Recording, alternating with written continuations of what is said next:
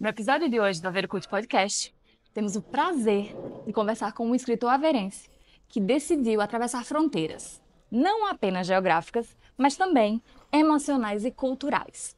José Saldanha Gouveia lançou recentemente um livro sobre uma das figuras mais icônicas do século XX, Lady Diana, Princesa de Gales. Mais do que um simples relato biográfico, o livro é um olhar pessoal, quase íntimo, sobre a mulher por trás da monarquia. Escrito por alguém que carrega Aveiro no coração, mas que optou contar uma história que tocou ao mundo inteiro. Vamos descobrir de onde veio essa ideia, como foi o processo de pesquisa e escrita e o que leva um averense a se encantar por Diana, ao ponto de transformar esse fascínio em livro. Hoje comigo, José Saldanha Gouveia. Olá, José. Olá. Tudo bem? Bem, Mary. Obrigada por ter aceito o nosso convite. Obrigado pelo convite mesmo. É o primeiro artista que não é músico que nós recebemos aqui no podcast. Isso é com uma enorme alegria. Primeiro porque a gente já se conhece. E segundo porque a ideia mesmo desse podcast é não focar só na música. Claro que nós somos músicos e a gente acaba conhecendo muito mais músicos. Mas... Aliás, nós conhecemos através da música. Através mesmo, da né? música, é verdade. Também tem esse detalhe. Mas a ideia é mesmo que a gente traga escritores, artistas plásticos, bailarinos, enfim, artistas em geral. E é ótimo ter você como nosso primeiro convidado. Esta música. Músico, mas não para falar de música, não é? E para começar, quem é o José? Quem é esse averense que tem essa paixão pela Lady Diana? Olha, eu sou um rapaz que tem 54 anos, para que as pessoas saibam, embora não me dê 54 anos, porque eu tenho a minha mente ainda muito, muito jovem. E sou uma pessoa que sou apaixonado pelos saberes. Costumam dizer que eu sou um homem dos sete ofícios, porque para além de escritor, sou também realizador, sou naturopata, terminei agora o meu curso de chefe de cozinha, que fui estagiar para a Ilha Terceira. E desse estágio resultou de que eu já sou terceirense, portanto já sou residente também na Ilha Terceira e vou lá ficar como chefe de cozinha num restaurante, que é o Sabores Superanos, que é um excelente restaurante, portanto quando forem à Terceira é bom que vão lá. Sim, por acaso ainda não conheço, mas está nos meus planos. Então estás convidado a ir à Ilha Terceira, receber-te-ei com toda a pompa. Está gravado, Está hein? gravado. Pronto, e de facto eu procuro sempre o saber, não é? E de facto é isso. A minha paixão pela Princesa Diana vem desde os meus 10 anos de idade. Ou seja, eu ainda tinha 9, porque eu conhecia em fevereiro de 2081, quando foi o anúncio do noivado dela com o Príncipe Carlos na altura, e nessa altura eu ainda tinha 9 anos, mas depois ela casou e eu ainda tinha 9 anos, porque eu faço anos em agosto, portanto ela casou a 29 de julho de 81 e eu a 20 de agosto de 81 fiz os meus, não, estou a fazer o contato, fiz os 11 anos, exatamente. Sim. É isso. E o que é que levou você a escrever esse livro? Primeiro, o que é esse livro? Pronto, vamos começar do início. Olha, este livro é digamos que é a contar a história da Princesa Diana, aqueles 16 anos da vida pública dela, não é? Através de uma coleção de bonecas da qual eu sou detentor. A primeira boneca que eu adquiri foi esta, e daí também a ser a capa do livro. E isto foi muito giro, porque eu estava em Viseu, também a trabalhar numa companhia de seguros, eu estava lá como gestor de zona, e a minha senhoria, eu fiz uma pesquisa na internet e mostrei à minha senhoria, eu vi esta boneca e adquiria, mandei-a vir. E quando ela veio, eu fui à tia Teresa, como eu lhe chamava, e disse assim: tia, olha, tão gira, já viu a Princesa Diana? E ela disse: olha, é tão bonito, de facto, mas porquê é que você não faz uma coleção? Já que há mais bonecas, porquê que não faz uma coleção? E aí veio o meu preconceito. Eu, homem, fazer uma coleção de bonecas? E ela automaticamente me disse: não, esqueça lá isso, porque a coleção pode ser muito bonita e de facto vai ser uma coleção única, que eu acho que ninguém se vai lembrar de uma coisa dessas, o que não é verdade, porque existem outros colecionadores no mundo, muito embora a minha coleção tornou-se diferente. Porquê? porque eu, para contar a história que quis contar, recriei vários figurinos que ela tinha e que não são industrializados. Portanto, eu tenho imagens únicas na minha coleção. Sim, então, na verdade, tudo começou com as bonecas. Tudo começou com as bonecas. Depois veio o livro. O livro veio, exatamente, tu tinhas feito essa pergunta, porquê? Porque eu também quis que outros fãs da Princesa Diana tivessem acesso à minha coleção. Pronto, e daí vir o livro e pensei assim, bem, isto vai ser uma coisa única também, porque eu pesquisei, não há nenhum livro no mundo que conte a história da Princesa Diana através de uma coleção de bonecas, é o único realmente, e este livro é bilingue exatamente para isso, para que nós tenhamos, nós portugueses, acesso ao livro, mas também os fãs ingleses também possam ter acesso ao livro e conseguir perceber as minhas palavras e a minha paixão por ela. E de onde surgiu essa paixão? Pronto, a gente já sabe ali quando foi mais ou menos que ela surgiu, mas por quê? O que é que encantou? Pronto, a gente sabe que ela Aquela de beleza fato dela, não é? era Aquela beleza encantadora. dela. Sabes que ver uma menina com apenas 9 anos mais velha do que tu, com aquela candura, com aquele olhar, com aquela beleza, não é?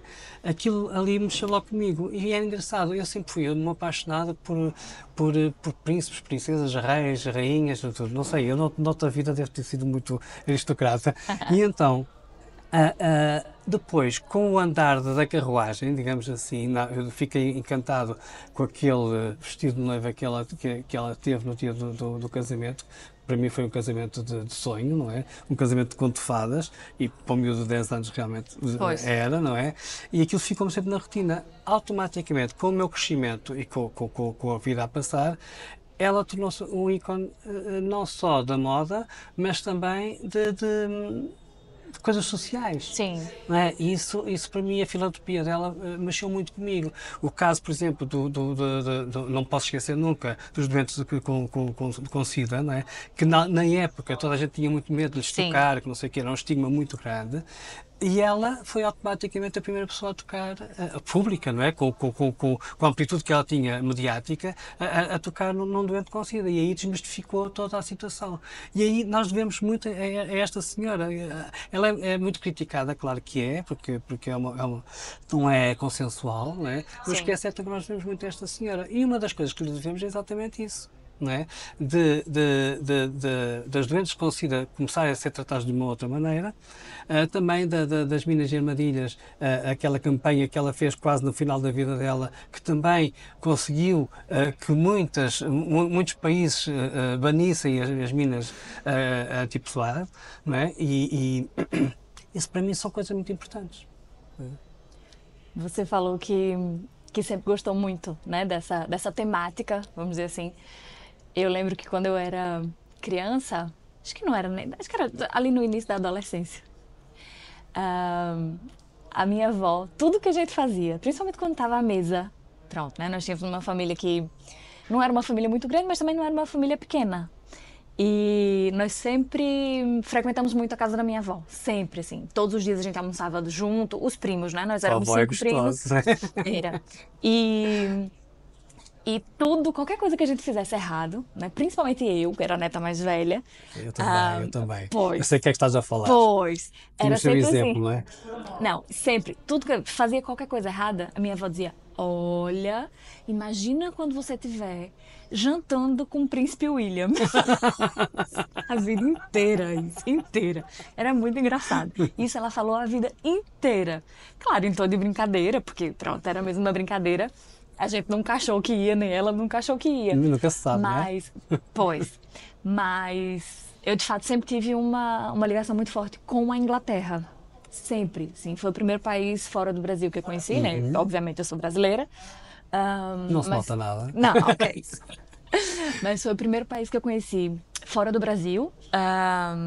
E eu já sentia uma ligação. E quando eu botei os pés lá, e quando a gente conhece, parece que tem uma aura, um ar diferente, uma coisa que de fato, quando a gente vem de fora, é uma coisa assim que encanta. E eu sempre gostei muito da Inglaterra, sempre gostei muito também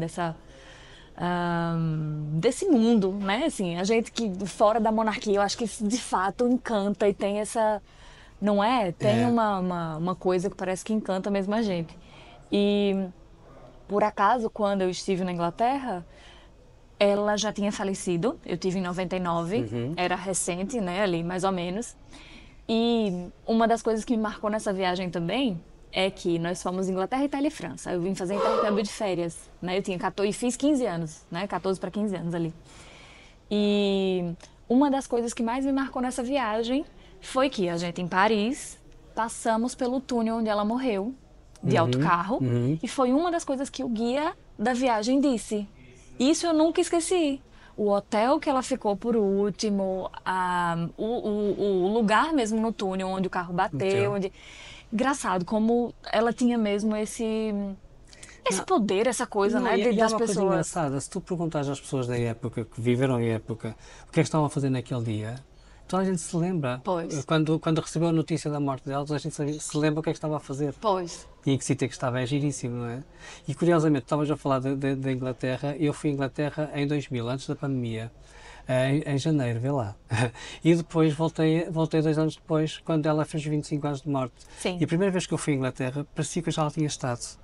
E quando fui ao sítio onde ela está sepultada, quando ela fez os 25 anos de coisa, e deixei lá o protótipo do meu Sério? livro, sim, o protótipo ainda, e foi uma coisa muito gira, porque o irmão dela, quando se pensa, não estava em casa, e eu mostrei a uma funcionária, eu escolhi aquela senhora, que era aquela senhora mais idosa e tal, e mostrei-lhe o que é que eu estava a fazer, que era o protótipo do meu livro.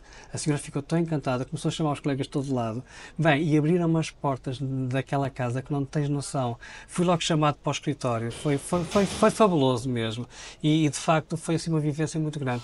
E estar no sítio onde ela está sepultada é uma energia extraordinária. Pois, eu imagino. Aconselho a toda a gente a ir, porque de facto é extraordinário, a paz que se vive ali naquele sítio. Eu imagino. É delicioso. Eu imagino. E qual foi a parte mais delicada, a parte mais sensível? Pronto, você já falou de algumas passagens dela, mas tem alguma que você acha mesmo que foi a mais marcante, não na vida dela, mas enquanto estava escrevendo o livro, que é que ficou mais... Para mim? Sim. Para mim, a parte da morte dela. Curiosamente, sim. E a parte do discurso do irmão. Porque a rainha tinha feito uma coisa... Ok, nós temos que compreender, mas para mim foi um bocadinho feio, foi ter-lhe retirado o título de Alteza Real, né? Que para eles é muito importante, e ao ponto do príncipe William na altura dizer: não te importes, mãe, que quando eu for rei eu volto a dar o título. E nessa altura o discurso fúnebre do irmão veio de encontro a isso, à mesquinhice da rainha, ter-lhe retirado o título e ao ponto de que ela não precisava de nenhum título para continuar a brilhar e a fazer o trabalho que ela fazia. Portanto, pronto, e de facto isso, ao escrever isso e reviver isso, marcou um bocado. Pois, eu imagino. E depois também a parte da minha lembrança dela em Portugal, não é? Quando eu estive com ela, que também foi ótimo passar isso para o papel. Sim, eu imagino. E de fato tem pessoas que realmente não precisam de título nenhum para serem da realeza, né? Entre aspas. Porque, pronto, ela nunca vai deixar de ser princesa. Não, nunca. Até porque é mãe do futuro rei de Inglaterra. Né? Pronto, nunca, não é? Não tem como. Não tem podem como. tirar o que for, podem... Pronto, para as pessoas que gostam e para as pessoas que acompanharam, ela nunca vai deixar de ser quem ela foi, quem ela era.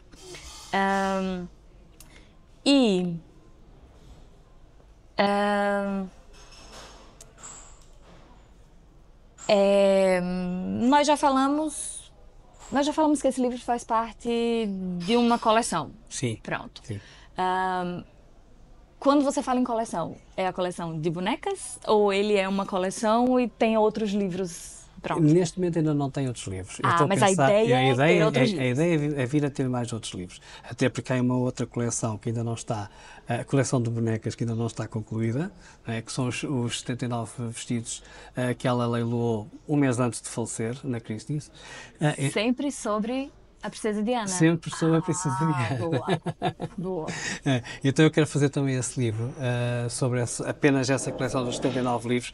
Ele está aqui falado um bocadinho neste, mas eu quero abranger mais quando eu tiver a coleção na totalidade, que neste momento ainda não a tenho, porque há deles que ainda não foram industrializados, têm que ser feitos especificamente, e é nisso que eu estou a trabalhar neste momento com um estilista, que é o Rafael Freitas do Porto, e que estamos a trabalhar no sentido de concluirmos esses 79 vestidos que ela levou na Christie's. Depois, este livro refere-se a esta coleção de bonecas, de facto. Quantas bonecas são Neste momento são 102, mas vai aumentar. Ainda não Mas para esse livro foram 102, não? Neste Foram livro estão menos. 55. 55 e 55. hoje já estão em 102. Não, já estavam em 102, mas vai a tal situação. Eu tenho ok. bonecas despidas Pois. que ainda estão à espera Sim. de ser vestidas com os modelitos que serão recriados. E como foi esse processo para adquirir as bonecas? Olha, foi muito engraçado e às vezes com muita ansiedade e com muita ajuda de amigos. Porquê? Porque há bonecas que realmente são difíceis de encontrar, que são leiloadas, e quando nós vamos a leilão, já sabes, temos que estar sempre E há algumas coisas que ficavam bastante elevadas, e na altura eu não tinha dinheiro disponível, mas para não perder aquela boneca específica, tinha amigos meus que diziam, pai, empresta-me dinheiro, por favor, empresta-me dinheiro. Claro que eles sabiam para o que era, então já estavam preparados, e então, pronto, e isso foi um processo giro, é um processo, ser colecionador é um processo giro, e as pessoas às vezes não conseguem perceber a necessidade que um colecionador tem de ter aquele determinado tipo de peça, não é? Porque nós temos na nossa cabeça aquilo que queremos fazer, que tipo de coleção queremos fazer. Porque eu podia abranger esta coleção de uma outra forma, podia ser de uma outra temática, mas não, eu quero a minha temática, não é? Sim. Pronto, e daí eu ter necessidade daquela boneca específica, daquela escultura. Eu gosto mais de chamar esculturas, porque elas realmente são obras de arte. Sim. E como são em porcelana, são realmente obras de arte. E temos que pensar que há sempre um escultor por trás disto a fazer um molde, Sim. não é? Pronto. E de facto, é isso. Acho que não sei se respondi. Sim, eu fiquei com uma curiosidade a respeito disso.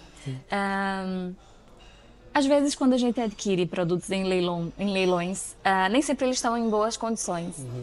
Como é que foi esse processo também? Elas estavam todas impecáveis ou teve alguma que você precisou fazer algum trabalho ou remodelar, enfim? A maior parte delas, elas estavam impecáveis. Tive duas situações em que, três situações em que elas chegaram partidas, e também houve uma que eu sabia que estava partida, mas que não me preocupei muito, porque para aquilo que eu quero fazer, que essa também ainda não está feita, não me importa nada a parte que estava partida, que é a parte dos pés, porque não se vai ver. É um vestido de festa. É um vestido grande, sim. e é para recriar a fotografia oficial do anúncio de noivado deles, portanto não se vai ver, não há problema absolutamente nenhum, o que interessa é tudo o resto. E como é que você escolhe os vestidos? Através exatamente da história que eu quero contar, não é? Eu quero contar aquela história, então vou buscar o vestido da época, do evento em que ela esteve, pronto, e por aí, percebes? É através disso. Sim. E as bonecas são adquiridas, mas não costumam estar com a roupa que você quer. Então são duas etapas. Duas etapas. É muito engraçado porque eu depois acabo por ficar com outfits repetidos. Sim. Por exemplo, eu acho que já tenho 3 ou 4 e já ofereci um. Esse por acaso é lindo, É, eu este é adoro muito pérolas. lindo. E pronto, vou ficando com reserva. Depois eu retiro os outfits das bonecas para recriar o outfit que quero. Preciso, Sim. não é? Pronto. E aí vai-se fazendo a história, vai-se contando a história. E hoje, quantas já têm o outfit correto dessa coleção que você Neste já tem? momento, 96. Uau, é muita coisa. E Elas já já tem... são 102. Pois. Ou seja, falta pouco. Falta pouco, mas vou adquirir mais, porque preciso de mais para contar mais Sim, histórias. e tem alguma previsão já de qual é a tua ideia com a próxima edição dessa coleção? A próxima, desculpa. A próxima edição do livro, dessa coleção. Não sei ainda. Já tem alguma não, previsão? não tenho ainda previsão, não. Nesse caso ainda não. Ainda não, porque quero fazer uma coisa um bocadinho diferente. Depois também quero contar a história, porque como vai estar juntamente com o ateliê do Rafael Freitas, Sim. também quero contar a história de como é que eu conheci o Rafael, como é que nós começamos a trabalhar, e pronto, depois todos os passos isso é que é importante, é mostrar os passos que fez com que até chegar ao outfit final. Sim. Acho que vai ficar um livro engraçado também. Essa primeira edição não foi com um estilista específico? Não, esta primeira edição foi com bonecas já industrializadas e depois o estilista que fez os outfits que eu tenho exclusivos é o Rafael Silva Lopes, que é um moço que eu não conheço pessoalmente, que viu através de um programa de televisão. E daí pesquisei no Facebook a ver se encontrava o perfil dele, encontrei, contactei-o e nós começámos a trabalhar. Ele é conhecido pelo estilista das Barbies, ele faz muito outfits, já conheces? Não, por acaso não, mas vou procurar. Sim, ele faz muitos outfits para as Barbies, já vestiu muitas Barbies, e daí ele ter estado na televisão nesse sentido, e eu contactá-lo e disse assim, é a pessoa indicada para fazer os vestidos para as minhas bonecas. Sim. E pronto, e começámos a trabalhar, e fez-me 10 outfits. Eu digo 10 porquê? Porque foram 9 na realidade, mas o 10º é porque o vestido de noiva industrializado que veio com a boneca de noiva, trazia uma cauda apenas até ao final do vestido. Sim. E eu lembrava-me perfeitamente, com os meus 10 anos, aquela cauda de 7 metros e meio, assim, daquela carruagem, que eu virei para a minha mãe assim, oh, mãe, olha que cauda tão grande. E aquilo estava-me na minha mente, não é? Pronto, e então eu disse, não, eu tenho que pôr uma coisa como deve ser. Então ele também me fez, recriou a cauda, que está impecável, está mesmo com 2 metros e meio. A minha tem 2 metros e meio, porque 7 metros e meio dá para este tamanho dá 2 metros e meio de cauda. Ainda foi tudo calculado? Tudo calculado, tem de ser tudo calculado. E é engraçado que depois, em termos de coleções, em termos de exposições, é sempre muito complicado por causa do espaço para termos a cauda, não é? Pronto, para guardar e tudo isso, porque também não é uma coisa... Não é uma coisa fácil de guardar. Não, e é uma coisa que tem que se ter todo cuidado, tem que se guardar, não é? Sim. E como foi a parte do editorial, da edição desse livro? Ele foi feito por você? Foi feito por mim, sim. Foi feito por mim. Como foi isso? Olha, foi um bocado de trabalho. E é um livro independente, não é? É um livro independente. Depois eu fiz toda a edição. Eu tenho a felicidade de ter amigos de longa data que são extraordinários. Então tenho 2 amigos, que é a Telvina Almeida, que foi a responsável por todo o design do livro, desde as fotografias à capa, toda a concepção do livro. Eu tinha a minha ideia, falei com ela e ela alterou muito das minhas ideias, porque a minha ideia era uma coisa mais sombria, digamos assim, porque ela arranjou uma coisa muito mais bonita e em conjunto, de facto, ficou um trabalho extraordinário. Depois tenho também o António Coelho, que é um tradutor também excelente, já foi tradutor da União Europeia, do Parlamento, e foi ele que fez a tradução do livro. Depois a edição. Pronto, a edição, para eu conseguir o dinheiro para a impressão do livro, o que é que eu fiz? Fiz um crowdfunding. Sim. Crowdfunding esse que por acaso me correu muitíssimo bem e que dobrou. Eu consegui atingir o meu objetivo e depois a empresa incentivou-me a fazer um novo pedido e consegui novamente atingir esse objetivo. Pronto, e foi a partir daí. Tive a felicidade depois a SIC fazer-me uma reportagem, fez-me várias reportagens, mas uma delas para o telejornal. E nessa reportagem houve um promotor cultural que viu a reportagem e que me contactou e que me disse que eu queria ficar com a coleção em exclusivo para poder fazer as exposições e que me pagava a edição do livro. Pronto. Olha! E foi através daí que eu realmente consegui esta qualidade, porque com o crowdfunding eu não chegava a esta qualidade, sem dúvida. E então foi a partir daí realmente que se chegou a este produto final. Foi estudar. E hoje quem quer adquirir o livro tem que entrar em contato diretamente com o José. Ou através da minha página do Facebook, que é José Saldanha Gouveia. Nós vamos deixar aqui também nos comentários, para quem quiser.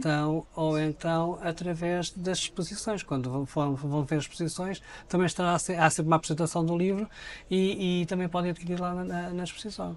Vamos tentar que a FNAC agora Pois, estamos aqui na FNAC, não é mesmo? Como FNAC. vocês sabem, nossa super parceira. Quem sabe, nós estamos aqui já em conversa, já maquinando algumas coisas, para, quem sabe, da próxima vez que a gente vier conversar, o livro esteve à venda na FNAC. É engraçado que todas as vezes que eu apareço na televisão, muitas pessoas me perguntam se está à venda na FNAC. Eu digo sempre, não está à venda na FNAC, tem que ser diretamente, mas era bom que a FNAC realmente pegasse aqui neste livro. Pois, olha aí, vamos ver. E se você pudesse, nossa última pergunta assim para fechar, se você pudesse entregar pessoalmente esse livro para a Lady Diana, como é que você acha que ela reagiria? Olha, eu acho que ela reagiria muitíssimo bem. Eu acho que até me convidava para o Palácio para o chá. Olha, era uma boa. Nosso sonho, não é? Não, mas eu acho que ela iria gostar, porque sabes que eu mandei o livro para os príncipes de Gales e eles demoraram algum tempo a responder, porque foi na altura em que a rainha faleceu, aquelas coisas todas. Sim. E a primeira frase que ele dizia é: pedimos desculpa pelo tempo que demorámos a responder. E depois agradeceram imenso o envio do livro, enalteceram muito o meu trabalho e desejavam muita sorte para o trabalho. Gostaram muito do trabalho. Pronto. Mais recentemente, eu convidei-os também para a exposição, a inauguração da exposição em Viana do Castelo. Também me responderam. Pronto, e gostaram muito e dão sempre muito elogio ao livro. E eu acho que a princesa iria gostar muito. E tem alguma dedicatória para ela? Ou você sabe o que você diria para ela numa hora dessas, por exemplo? Numa hora daquelas, eu sei o que eu diria para ela. Sabe? Sei. Vai ficar só guardadinho. Fica só guardadinho aí. Era para ela mesmo. Pode. Aliás, eu ao pé dela lá onde ela está, eu já lhe dei. Olha, boa. Me arrepiei todo. Sim. Ai, obrigada, José, obrigado. Obrigada, adorei a nossa conversa. Adorei que você trouxe a Lady Diana aqui com a gente, né? Desejo muito forma sucesso. De ter conosco, não é? Sim, com certeza. Desejo muito sucesso. Espero que você volte para mostrar pra gente as próximas edições da sua coleção. Espero que a FNAC passe a vender o seu livro também. Eu sei que eu sei que para quem tem trabalho independente, né, um apoio como esse faz muita diferença. Pronto, e agradeço ter estado conosco, agradeço ter aceito o convite. Espero que a gente possa conversar mais vezes sobre outras coisas e quem sabe até a gente ir lá na sua casa, por exemplo, conhecer a sua coleção. Sem dúvida. Não é? É isso. Olha aí, acho que da próxima vez vai ser isso. Tá bom, não vamos esperar para a próxima edição. Acho que a gente vai lá conhecer a sua coleção. Sim, senhor. Está prometido. Combinado. Já está aqui. Já está 2 coisas registradas aqui nesse podcast. Bom, e quem gostou do nosso episódio de hoje com o José Saldanha Gouveia e a nossa Lady Diana, curte, compartilha, comenta, diz pra gente o que é que você achou e compartilha com os amigos e segue o nosso canal, porque a gente sabe que quando o nosso canal cresce, nossos artistas também crescem junto e o nosso maior objetivo é incentivar os artistas, principalmente os daqui de Aveiro, tá bem? Muito obrigada, espero que vocês tenham gostado e até o próximo episódio. Tchau!